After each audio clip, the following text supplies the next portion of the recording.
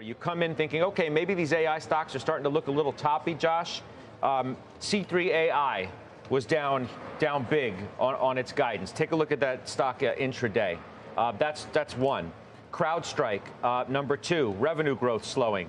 Stock was down. Throw the intraday up, please. And then look at that. Okta, another one out of the software space. Down, says business environment can get worse. Stock was down, weighing, it's trying to move higher a little bit. Salesforce is another one, obviously, we're watching closely today, out of the Dow, which is attempting its own little move here. But, Josh, I just find it interesting as we ask this question coming into a new month, this being the first trading day of it, whether these AI stocks have gotten too hot, too toppy, and the moment they start to go down by any great magnitude, the buyers come in. What's your takeaway here? Well, I think so. Like, I guess I'll do CrowdStrike individually. This is a company that reported a 42% year-over-year increase in revenue, which most publicly traded businesses would be thrilled to report. Unfortunately, last year they reported a 61% revenue growth figure. We already know, though, that 2021, early 2022 growth environment is not the environment we're in now. So I don't think anyone was terribly surprised, and that's why the stock is still trading. I mean, it's barely down right now. It was an incredible report, and every important metric, customers added, customers above $1 million added, like all of the, if you're an investor in the company and not trading an earnings reaction, there's nothing in here that you would see and say something is wrong. But I think everyone understood that 2023 was going to be a more challenging year for enterprise spend in general, for all software companies. And so we're seeing across the board, it's growth. It's just not breakneck growth from that post-pandemic period. So I think there's a little bit of a mental adjustment. Most of these stocks have been cut in half already from their highs of that era.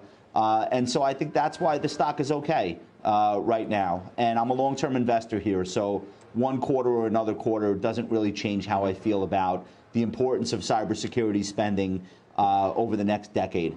As far as the AI stuff, you know, it definitely got a little bit hot stove. I think everyone understands that.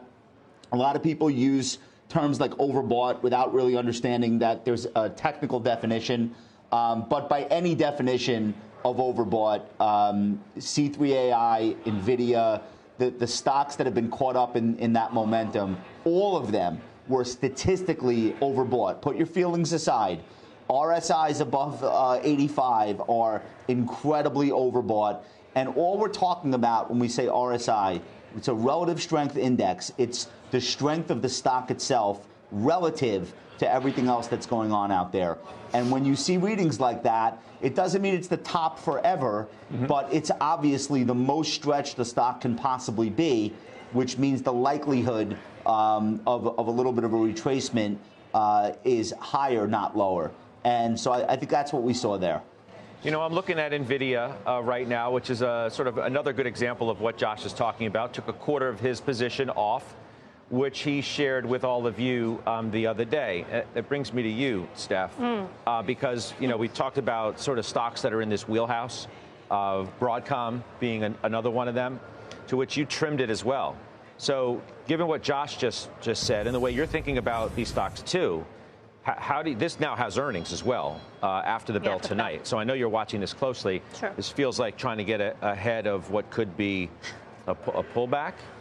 Well, no, I don't think there's a big pullback. I think the secular themes are just too powerful. And I would add to Josh on cybersecurity. It's AI, it's data center, cloud, and cybersecurity. And so as a group as a whole, maybe they're a little extended. Maybe they can take a pause, but I don't think they are going to collapse. To the very point you made at the top, there are buyers on weakness, right? Jim's going to talk about one that he wants to buy shortly, right? So for me, I'm not negative at all on Broadcom, but the stock was up 11% 2 days ago on no new news. And this does not have the same juice that NVIDIA has, right? It doesn't have the same beta.